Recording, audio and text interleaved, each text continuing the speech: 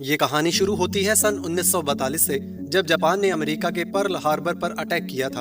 और इस अटैक के बाद अमेरिका भी वर्ल्ड वॉर 2 में शामिल हो गया और वो किसी भी कीमत पर अब जापान से बदला लेना चाहता था।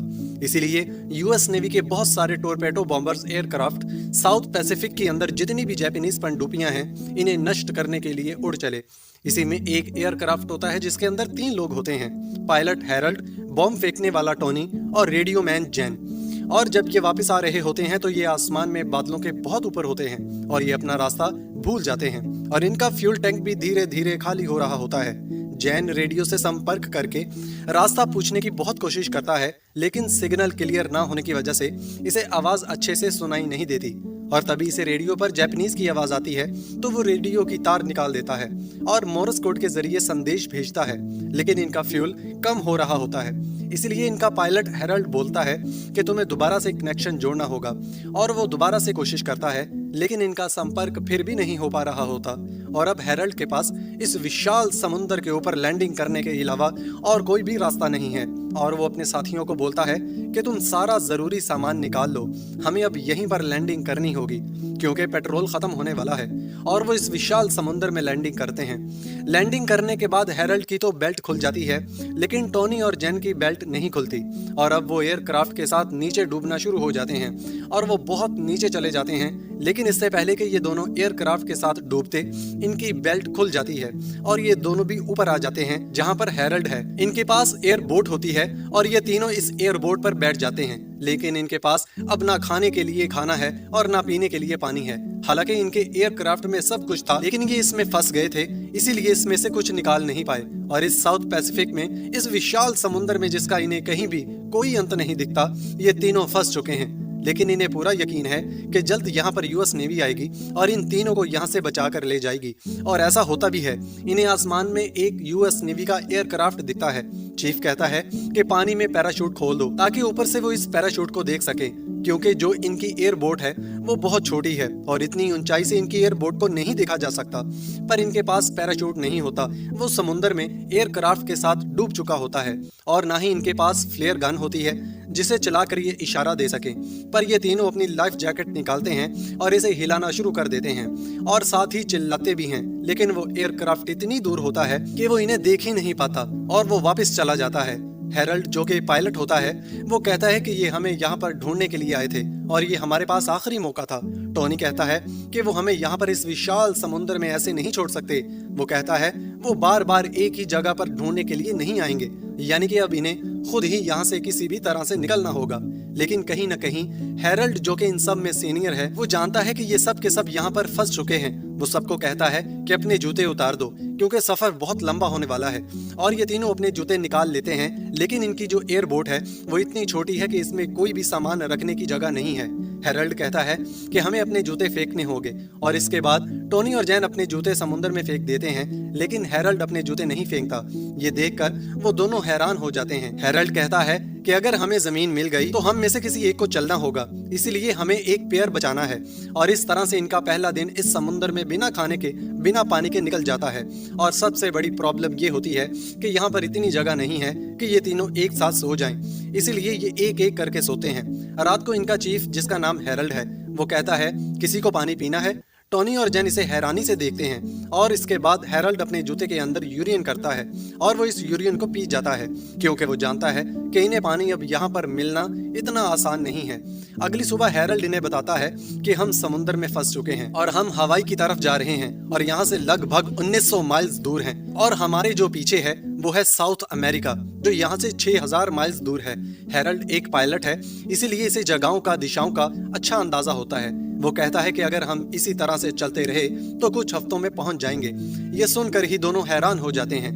टोनी कहता है कि अगर हम पहुंच भी गए तो इससे पहले ही हम भूख और प्यास से मर जाएंगे। जैन कहता है कि यहाँ पानी में बहुत सारी मछलियां हैं, हमें कुछ करना होगा। अब इनके पास थोड़ा सा जो सामान होता है, इसमें एक गन की मैगजीन भी होती है और गन की मैगजीन के अंदर स्प्रिंग होता है और ये स्प्रिंग से मछली पकड़ने का कांटा भी बना लेते हैं और इस कांटे को पानी में डालते हैं और तभी इनके कांटे में कुछ फंस जाता है। ये इसे खींचने की कोशिश करते हैं और जब ये इसे खींचते हैं तो इनकी रस्सी टूट जाती है और इसमें कांटा नहीं होता। जैन कहता है कि पानी में कोई हमसे भी ज्यादा भूखा है। हालांकि समुद्र में पानी में है, लेकिन यहाँ पर गर्मी बहुत ज्यादा होती है, इसलिए जैन पानी में कूद जाता है। वो कहता है कि अब मैं और गर्मी बर्दाश्त नहीं कर सकता, और इसके पीछे टोनी भी कूदने वाला होता है, लेकिन हैरल्ड इसे रोक देता है। वो कहता है, मैंने सुना है इस पानी में शार्क हैं, और जब ये बात जैन को बताई जाती है तो जल्दी से वो वापस अपनी बोट पर आ जाता है। इसका मतलब ये है कि ये लोग पानी में नहीं जा सकते। धीरे धीरे वक्त बीतता है और इन्हें आज इस बोट पर पूरे 5 दिन हो जाते हैं, और 5 दिनों से ना उन्होंने पानी की एक घूंट पी है, ना ही खाने का एक निवाला खाया है, और ये तीनों के तीनों बहुत कमजोर हो जाते हैं। और जब टोनी बर्दाश्त नहीं कर पाता तो वो समुद्र का पानी पीने की कोशिश करता है, लेकिन हैरल्ड इसे रोक लेता है। वो कहता है कि ये पानी तुम्हारे शरीर को और भी सुखा देगा। दरअसल इन सब के यहाँ पर फंसने का सबसे बड़ा कारण ये होता है कि हैरल्ड, जो कि इनका पायलट है, वो वेस्ट की तरफ जा रहा होता है, और वो जेन से कंफर्मेशन मांगता है कि क्या हम सही जा रहे हैं, और रेडियो पर जेन को ये बताया जाता है कि तुम्हें ईस्ट जाना है, और इसी वजह से रास्ता खो देते हैं, और पेट्रोल खत्म होने की वजह से अब ये समुद्र में फंस चुके हैं।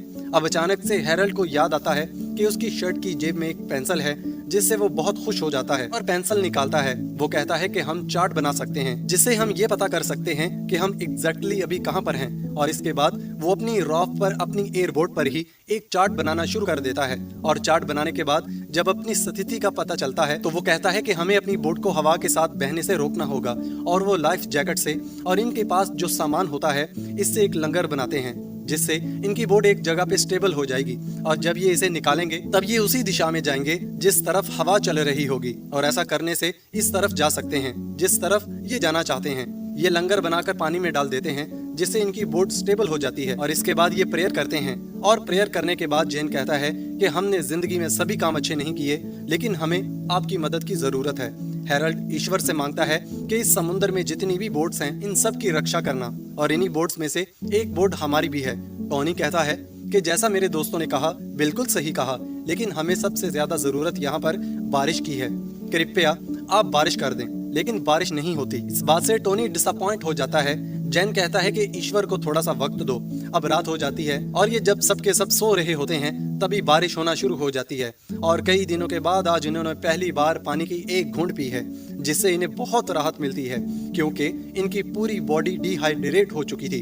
अगले दिन ये दिखाया जाता है कि जैन कई दिनों से मछली पकड़ने की कोशिश कर रहा है, लेकिन वो एक भी मछली नहीं पकड़ पाता। हैरल्ड इसे कहता है कि मैंने तुमसे ज्यादा पेशेंस रखने वाला फिशरमैन आज तक नहीं देखा।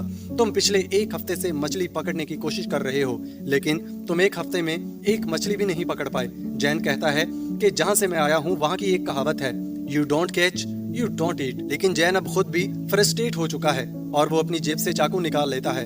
हैरल्ड इसे कहता है कि मैंने तुम्हें कितनी बार कहा है कि इस चाकू को हमेशा अपनी जेब में रखना, क्योंकि सिर्फ एक यही चीज हमारे पास है जो इस राफ्ट में छेद कर सकती है। लेकिन जैन इसकी बात नहीं सुनता, और वो पानी में मछली का इंतजार करना शुरू कर देता है, और जैसे ही इसे पानी में मछली दिखती है वो इस पर वार कर देता है, लेकिन इसे लगता है कि इसने राफ्ट पर चाकू मार दिया है। वो कहता है कि मुझसे गलती हो गई, मैंने राफ्ट पर चाकू मार दिया। हैरल्ड कहता है कि चाकू को निकालना मत, क्योंकि अगर इसने चाकू को निकाल दिया तो पानी राफ्ट के अंदर भर जाएगा, और इस तरह से ये अपनी राफ्ट खो देंगे। लेकिन जैन देखता है कि इसने चाकू एक शार्क मछली के बच्चे को मारा होता है, और वो इसे ऊपर राफ्ट के अंदर खींच लेता है, और इसके बाद ये सब मिलकर इस शार्क के बच्चे को मार देते हैं, और इसके पेट से कई सारी छोटी मछलियां भी निकलती हैं। और इस तरह से पूरे 1 हफ्ते बाद ये ठोस खाने का पहला निवाला खाते हैं, जिससे न केवल इन्हें खुशी होती है बल्कि इनकी बॉडी में एनर्जी भी आती है। यहाँ पर जो हैरल्ड होता है वो कहता है कि अब मैं घर जाऊंगा, मेरी पत्नी मुझसे बहुत नाराज होगी। वो इन दोनों से भी पूछते हैं, क्या तुम्हारी शादी हो गई है? दरअसल ये एक दूसरे को इतनी अच्छी तरह पर्सनली नहीं जानते। टोनी से कहता है कि मेरी शादी नहीं हुई, लेकिन मेरी एक गर्लफ्रेंड है। जैन कहता है, न मेरी शादी हुई है न गर्लफ्रेंड। टोनी जैन को कहता है कि जब तुम वापस जाओगे तो तुम मेरी बहन को डेट कर लेना, वो बहुत खूबसूरत है। अब जब ये बातें कर रहे होते हैं तभी ये देखते हैं कि बहुत सारी शार्क इनकी चारों तरफ घूम रही होती हैं। दरअसल उन्होंने जिस शार्क के बच्चे को मारकर खाया है, इसका कुछ खून पानी में भी गिर गया था, जिसकी स्मेल से सारी शार्क यहाँ पर आ जाती हैं। लेकिन वो इनकी एयरक्राफ्ट को कुछ भी नहीं करती, वो सब की सब वापस चली जाती हैं। दरअसल साउथ पैसिफिक शार्क मछलियों के लिए बहुत मशहूर है, और वो कभी भी इनकी राफ्ट को गिराकर इन सब को खत्म कर सकती हैं। लेकिन इस बार इनकी किस्मत अच्छी होती है, इसलिए ये बच जाते हैं। हालांकि उन्होंने खाना खा लिया, इन्हें पानी भी मिल चुका है, लेकिन जैसे जैसे दिन बीतते हैं ये एक बार फिर से कमजोर होना शुरू हो जाते हैं। और एक रात को जैन जब पानी के अंदर हाथ डालकर बैठा होता है तभी एक शार्क इसके हाथ पर हमला कर देती है, जिससे इसके हाथ को वो जख्मी कर देती है। लेकिन जैन की किस्मत अच्छी होती है कि इसके हाथ में बहुत ज्यादा चोट नहीं आई। और एक बार जैन को दिखता है कि सामने कुछ है। इसे लगता है कि सामने कोई आइलैंड है। वो टोनी को दिखाता है, लेकिन टोनी कहता है कि सामने कुछ भी नहीं है, ये सिर्फ तुम्हारा भ्रम है। यहाँ पर इन्हें अजीब अजीब से सपने भी आ रहे होते हैं। और 15वें दिन की सुबह ये दिखाया जाता है कि टोनी के हाथ में उसकी गन होती है। और तभी जैन इसे धीरे से कहता है कि मुझे अपनी गन दो और बिल्कुल आवाज मत करना। टोनी इसे गन दे देता है और तभी वो देखता है कि सामने इन्हीं के राफ्ट पर एक पक्षी बैठा होता है और वहीं पर हैरल्ड सो रहा होता है। जैन इस पर गोली चलाता है और गोली पक्षी को लग जाती है, लेकिन वो राफ्ट से नीचे समुद्र में गिर जाता है। और जब हैरल्ड देखता है कि उन्होंने एक पक्षी को निशाना बनाया है, वो समुद्र में कूद जाता है, इस पक्षी तक पहुंचता है। और जैसे ही वो इस पक्षी को उठाता है तो वो देखता है कि इसके पीछे एक शार्क आ रही होती है। अब हैरल्ड जल्दी से अपनी राफ्ट की तरफ आता है और इससे पहले कि वो शार्क का निवाला बन जाता, वो राफ्ट के ऊपर आ जाता है और वो शार्क इनकी राफ्ट के नीचे से निकल जाती है। और इस तरह से हैरल्ड बच जाता है। और अब इनके पास एक बार फिर से खाना है। 15 दिन में दूसरी बार जब इन्हें खाना मिला है, लेकिन जैसे जैसे दिन बीत रहे होते हैं, इसका असर इनके दिमाग पर भी हो रहा होता है। इन सबको अजीब अजीब सपने आते हैं और अब इन्हें यहाँ पर 20 दिन हो जाते हैं। और जब सुबह हैरल्ड उठता है तो वो देखता है कि कोई भी ड्यूटी पर नहीं होता, यानी कि कोई भी हवा का रुख नहीं देख रहा। इस बात से वो गुस्सा हो जाता है। वो कहता है कि मैंने तुम्हें ऑर्डर दिए थे, लेकिन तुमने मेरे ऑर्डर नहीं माने। जैन कहता है कि यहाँ पर देखने के लिए कुछ भी नहीं है और वैसे भी आज तक हमें आइलैंड तक पहुँच जाना चाहिए था। तो आइलैंड कहाँ पर है? हैरल्ड बोलता है कि मेरे दिमाग में एक रफ पिक्चर है। और ये सुनकर ये दोनों हैरान हो जाते हैं। वो कहते हैं रफ पिक्चर, यानी कि हैरल्ड अब भी श्योर नहीं था कि ये कहाँ पर हैं। जैन कहता है कि तुम्हारी वजह से हमें समुद्र में लैंड करना पड़ा, क्योंकि तुम्हें पता ही नहीं चला कि हमारा शिप कहाँ पर है। तुम हमें हमारे शिप से बहुत दूर ले आए थे, जिस वजह से हम आउट ऑफ रेंज हो गए और इसीलिए हमारी इनसे बात नहीं हो पाई। और हैरल्ड भी एक्सेप्ट करता है कि जब वो ऊपर हवा में थे तो इसे नींद आ गई थी। दरअसल वो कुछ सेकंड्स के लिए सो गया था और जब इसकी आंख खुली तब तक वो बहुत दूर निकल चुके थे। वो आउट ऑफ रेंज हो चुके थे। इन्हें नहीं पता था कि वो कहाँ पर हैं और पेट्रोल खत्म होने की वजह से इन्हें समुद्र में लैंड करना पड़ा। और अब ये तीनों यहाँ पर फंस चुके हैं, यानी कि सबके पीछे गलती सिर्फ हैरल्ड की होती है। और हैरल्ड को इस बात का बहुत पछतावा भी होता है। वो इन दोनों से माफी मांगता है। इसकी आंखों में आंसू होते हैं, लेकिन अब ये कुछ नहीं कर सकते।